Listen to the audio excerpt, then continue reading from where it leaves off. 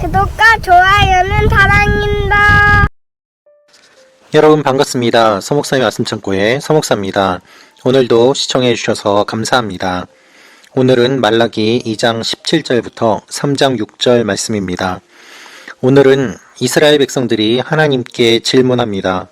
정의의 하나님이 어디 계시느냐라는 질문입니다. 이 질문에 대해서 하나님께서 대답하시는 내용이 기록되어 있습니다. 하나님께서는 제사장들의 죄, 레위인들의 죄를 말씀하셨습니다. 또한 이스라엘 백성들이 잘못된 결혼을 함으로 말미암아 하나님의 백성들에게 죄가 만연해 있음을 말씀하셨습니다. 사람들은 이렇게 죄가 퍼져 있는 것을 바라보면서 하나님이 어디 계시느냐라고 질문합니다.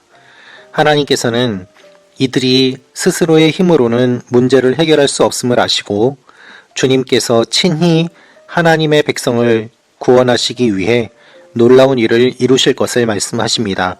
오늘 이 말씀을 통하여서 우리에게 주시는 하나님의 마음을 함께 묵상해 보기를 원합니다. 17절 말씀입니다. 너희가 말로 여호와를 괴롭게 하고도 우리가 어떻게 그분을 피곤하게 했습니까 하는구나. 너희는 악을 행하는 사람마다 여호와께서 좋게 보시고 그분께서 기뻐하신다라고 말하며 공의의 하나님께서 어디 계시냐라고 말한다. 여러분, 어떠한 죄를 지은 사람이 있을 때 그 사람의 모습을 보고 사람들은 이런 반응을 보입니다. 하나님이 어디에 계시는가 라는 것입니다. 죄 지은 사람이 벌받지 않는 모습을 보면서 정의의 하나님이 어디에 계시는가 라고 질문합니다. 죄 지은 사람이 벌을 받는다고 하더라도 하나님께서 정의롭게 그것을 집행하시는가 라는 질문을 하기도 합니다. 사람들의 이 질문은 하나님께서 무관심하시다는 것을 전제로 하고 있습니다.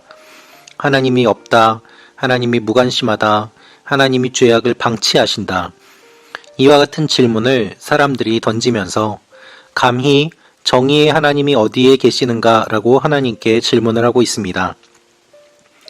하나님께서는 이 질문에 대해서 이렇게 대답하십니다. 1절부터 말씀입니다. 보라, 내가 내 심부름꾼을 보내 내 앞에 길을 닫게 하겠다. 그러고 나면 너희가 바라는 주께서 갑자기 그 성전에 올 것이다. 너희가 좋아하는 계약의 심부름꾼 말이다. 그가 올 것이다. 만군의 여호와께서 말씀하셨다. 그러나 그가 오는 그날을 누가 견뎌낼 수 있겠느냐? 그가 나타날 때 누가 서겠느냐? 그는 금을 재련하는 사람의 불 같고 세탁하는 사람의 비누 같을 것이다. 여러분, 우리가 무엇인가 깨끗하게 하기 위해서는 두 가지 방법이 있습니다. 불로 태우는 것이 있고 물로 씻는 방법이 있습니다. 하나님께서는 그것을 말씀하고 계십니다. 너희가 공의의 하나님이 어디 계시느냐라고 질문을 하는데 내가 나타나게 될 것이다. 그런데 그날을 누가 견뎌낼 수 있겠느냐? 금을 재련하는 사람의 불처럼 세탁하는 사람의 비누처럼 죄악을 깨끗하게 씻길 것인데 죄 없는 사람이 누가 있겠는가 라는 말씀을 하나님께서 하고 계십니다. 여러분, 사람들은 정의를 말하지만 사실 그 정의가 집행될 때에 내가 그 대상이 되지 않는다라고 착각합니다. 정의를 요구하는 그 사람이 가장 불의한 사람이고 또한 정의를 집행할 때 그 스스로가 해당되는지를 알지 못한 채 정의를 요구할 때가 너무나도 많이 있습니다. 하나님께서는 모든 사람이 다 죄인이라고 말씀하십니다. 그래서 어느 누구도 정의의 하나님이 어디 계시는가 라고 항변할 수 없습니다. 하나님께서 오셔서 모든 사람들을 심판하실 때 아무도 예외 없이 모두 다 심판을 받을 수밖에 없기 때문입니다. 그래서 인간은 인간의 힘으로 이 문제를 해결할 수 없습니다. 죄의 문제를 해결할 수 없습니다. 하나님께서 오셔야만 가능합니다. 여러분, 예수님께서 이 땅에 오신 이유가 오늘 말씀에 기록되어 있습니다. 주님께서는 우리를 깨끗하게 하기 위하여 이 땅에 오십니다. 주님께서는 이 땅을 정의를 주시기 위해서 오십니다. 우리가 하나님께 가는 것이 아니라 하나님께서 우리에게 가까이 오십니다. 그분이 예수 그리스도십니다. 5절 말씀입니다. 그러므로 내가 심판하기 위해 너희에게 가까이 나아가겠다.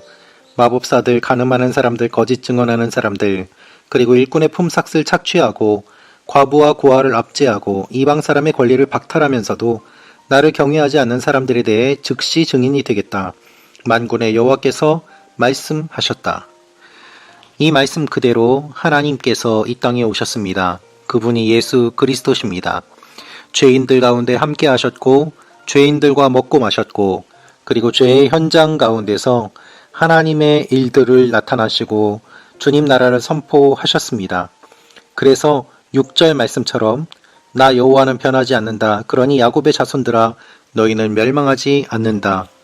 이 말씀을 이루시기 위해서 죄인을 구원하기 위해 예수님이 이 땅에 오셨습니다. 누가 이렇게 이야기를 할 수 있겠습니까? 정의의 하나님이 어디에 계시는가? 하나님은 이렇게 말씀하십니다. 내가 정의다. 내가 너희에게 간다.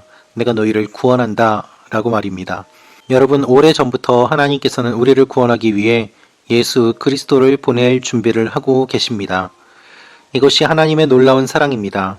우리에게 일어나는 모든 일들은 하나님의 즉흥적인 일들로 반응으로 일어난 것이 아닙니다. 하나님께서는 태초부터 우리를 계획하셨고 모든 일들을 알고 계셨고 정확한 때에 정확하게 모든 일들을 이루어 가고 계십니다. 그러므로 우리가 하나님 앞에 불평하며 질문하는 것이 아니라 하나님께서 하실 일들을 기대하며 하나님 앞에 묵묵히 그 때를 기다려야 하는 것입니다. 오늘도 하나님께서 여러분을 위한 놀라운 일들을 이루어 가고 계심을 기억하십시오.